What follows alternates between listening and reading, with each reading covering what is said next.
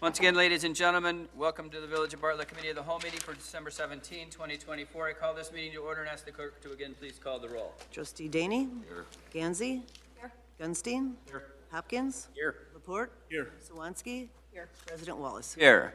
This portion, town hall portion of the meeting, if anyone would like to address the committee, kindly step up to this podium and state your name and address for the record, and try to keep your comments to 3 minutes or less.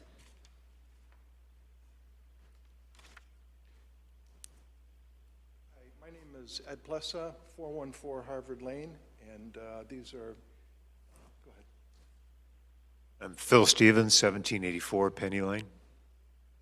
Annabelle Barajas, 1760 Penny Lane. We are from the Fairfax Commons HOA, and we're here to follow up on a request that we sent to the village to establish an SSA for the purpose of grass maintenance in one detention area of the neighborhood and 13 cul-de-sac islands. We've been performing this work, you know, through our kind of our kitchen tables, sending out invoices and paying bills, and it's been a kind of an arduous task. One of the biggest challenges that we have is a bit of apathy on the part of the HOA members and not paying their dues, so that's a challenge. We felt that if we went with an SSA, that would be the funds would be more likely to be collected, put it that way. So we would appreciate the village's consideration in the SSA request. We have earlier this year, and we've been talking with Dan over the course of the year. Earlier this year, we did send a petition to the residents, and the respondents did vote with a majority vote. So I'll turn it over to Phil and Annabelle. I think one of the main concerns from my perspective is the longevity of our current solution, because the three of us, without us, Phil has the knowledge, Ed does the communication, and I help wherever I can. But if we didn't have our team here, I don't know what would happen. And if one of us moves, then it's a real dire situation. So I would appreciate having this incorporated in an SSA. That's one. And Phil already mentioned there are some residents that have never paid, and the fee isn't huge. It's minimal, and they still won't pay, and so it doesn't make it fair for the other homeowners. Just very briefly, the three of us are the only people who are willing to do this. That's how much apathy there is, and we're getting older. And secondly, we do have an agreement with a chiropractor, Olympic chiropractor, at the corner of Fair Oaks and Army Trail, and he covers 69% of the cost of the detention area. I think that's the percentage. So the amount that the village would have to collect from the residents is greatly reduced because of that. Just for perspective, the dollars that we're talking about, the landscape maintenance is about $10,000 a year. So, I don't know, I mean, if we're gonna have to charge the residents for administration fees and to actually mow it, are the costs gonna drastically go up for these residents over there? Yeah, during a committee meeting, we can just have Dan kind of go through what his thoughts are on what's happening, if you don't mind. Go ahead. You want to do that under the agenda item or now? Well, we're We're on the town hall. you guys made your comments. I think we kind of get what you're talking about. We have a whole thing that we've already read in here. So we might ask you to pop back up and answer a question or something, but that's the town hall portion, right? So, okay, hang out. Anybody else want to address the board at this time? Anybody online want to address the board? One online. Did you say one? One online. No one online. Sorry. All right, thank you. Thank you guys for seeing that. Standing committee reports, Public Works and Golf Committee, Chairman Daney. Thank you, Mr. President. As you heard, Fairfax Commons HOA has requested to establish a special service area to facilitate village-provided grass cutting / landscaping of HOA-required open areas. This would be the first residential SSA that we would manage.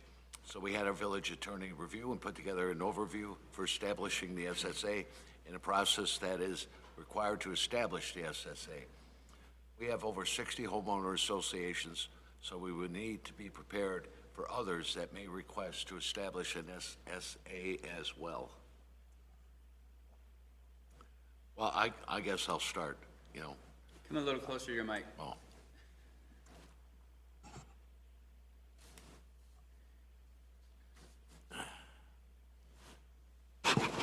How's that? That's better. Okay, then I'm gonna sit back. The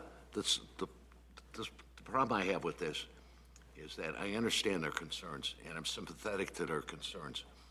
But I've seen it before, you know, where we, you know, establish a precedent, and I just am afraid that some other SSAs, maybe not all of them, but I believe that, you know, we're setting a precedent here, basically opening Pandora's box, that other people could come in here and request SSAs also. So unless somebody can convince me some other ways, I'm not going to support this. How does the village recuperate its money? So through a tax levy. So if we establish an SSA, the village board would have to adopt a specific SSA levy each year that would only be levied against the properties within the SSA, and then we would take that money, we would perform the mowing services, we would administer it, we would have to go out to the contractor, we would have to have the insurance, and then we would be limited to that tax levy to pay for those services.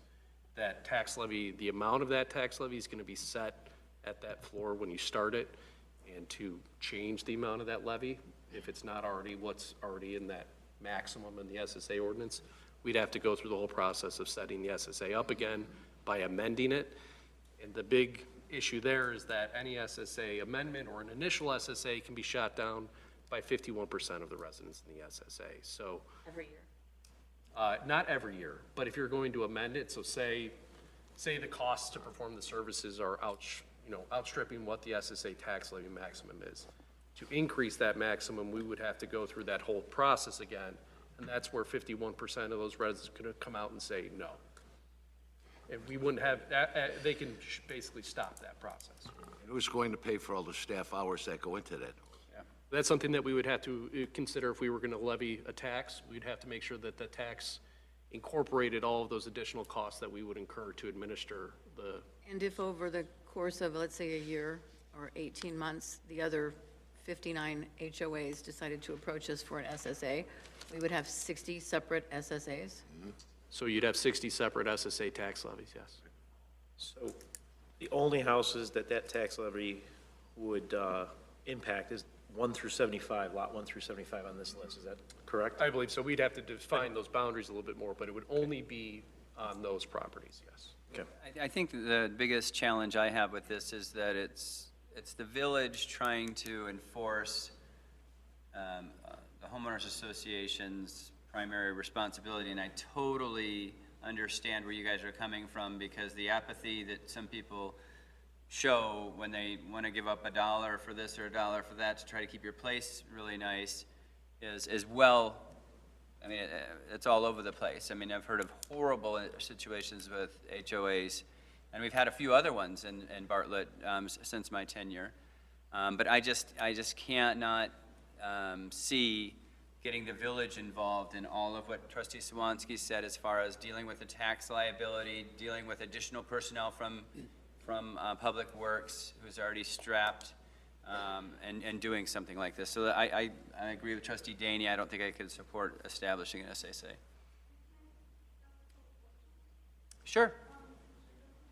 Chairman, your chair. Yeah, go ahead. Yep. So I was thinking that the city outsourced mowing the lawn, but no, it's a city that actually does the mowing of Bartlett. Is that correct, based on what you said, or do you outsource? Define Bartlett, what do you mean? For example, if let's say, I know that, well, based on what you're saying, it doesn't seem like it's going to be approved, but if it were approved, would the lawn maintenance for the area that we're talking about be handled by actually Bartlett employees, or is that outsourced? It's a good to other question for landscapers? Dan. I would guess most likely that would be contracted out. That's correct. We would most We likely. would contract that out just because of the fact that we'd probably, I mean, if this would ever go through, we'd probably want to make sure we have somebody that's responsible for your particular HOA, and we know exactly what the costs are then. Because if we use our own internal people, it can get really muddy. Yeah, okay. But yeah, I don't know what the rest of the board's thoughts are, but I don't know. want to get involved in any SSAs. I think we're just, I don't think we would be able to hold a chiropractor to a contract with us, to an No. agreement with us either, for 69%. Oh, Okay, because the other point, like you said, if there was a tax levy and then there would be a 51% approval for it to be increased, I think if the people of our community don't want to increase, then have those people step up and be part of the HOA. So I don't see that. I can see the concern of opening the door for other HOAs to want to do the same thing. The challenge here is that there's 3 of us, and there's 3 of us now, but we don't know what the future holds, and if we default on this, then it's going to go back to the village anyway, at least from what I understand. Your HOA is a legal binding contract when you. I'm just saying, I may move. No, I'm saying in the neighborhood. Like when you buy a house there, it's a legal binding contract, Yeah, and correct? that's another challenge that we're having is we want to enforce the position that if someone doesn't pay and they sell their house, that the realtor comes to us and says, hey, we need a letter of clearance. But not all the realtors are doing it, so we still get stuck with that balance of them not paying, and then it's just I'm just it's wondering, unfortunate. is there a legal stance for the HOA to there And absolutely you get into is. costs. lien the property? Lien. So I think that an attorney would be more likely to help you in your efforts to collect those funds by liening those houses or those individuals that fail to pay. And compacting and legal fees on top of that, because I agree with the rest of, well, with Trustee DEYNE and Trustee Swansky, that we have a number of housing developments in this town.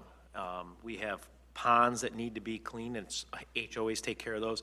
So the second this would get approved, we would have every HOA in here trying to establish this SSA, and it would get very, very convoluted as who gets taxed for what.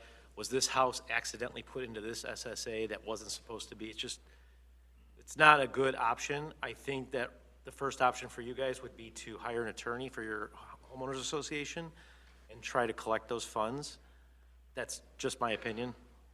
Just so just to hear the numbers, if it's $10,000 a year. For them, it'll be more than for us. On this road with trying to collect from apathetic residents. We had a property management firm. We had to increase the dues that we were charging. You guys know this. It costs money. It costs money to collect money.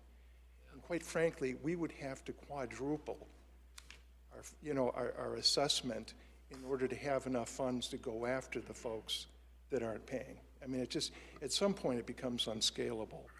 I guess, I understand your position, I guess, but on the flip side, I guess, to me, it seems like you could simply leverage your existing infrastructure. You have an infrastructure that supports lawn maintenance, that supports landscaping. I don't think I know you've already got your minds made up, but I just want to make the point. It doesn't seem like a stretch to me. well, I'm sorry, but that's I know. the board. Well, just to clarify something, in the memorandum here, I believe it says that we can't even necessarily count on the county assessor and the collectors to collect this on our behalf? No. So if we're unable to levy the tax in a standard way like any other tax, we'd have to establish what's called a special tax roll.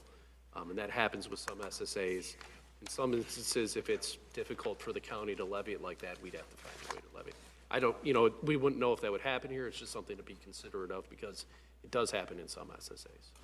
Okay, I guess we're going to have to move forward with this. Just one quick question, like, if we did establish this, what would be the legal costs to this fund every year to monitor it and make sure it's all legal and There certainly would be legal costs up front to establish the SSA. There's a process that involves two separate notices, or two separate ordinances, public hearing, and then notices that go out in the newspaper and then to each of the impacted residences. Once the SSA is set up, there's not all that much legal work from a day-to-day perspective, but there's also, sometimes if there's an issue about how those SSA taxes are collected, what happens when you wrap up the SSA, things like that, that's where more of those costs come in. But there certainly are upfront costs. Anyone else? Okay, Mr. President, that's all we have on the agenda for this. All right, and again, I understand like I said, with my tenure, we've heard from at least 3 other HOAs that are having very similar challenges, and I don't really have a great solution for that, but I think the board is pretty confident that I don't think we want to get involved in an SSA situation. But thank you for coming here, we appreciate it.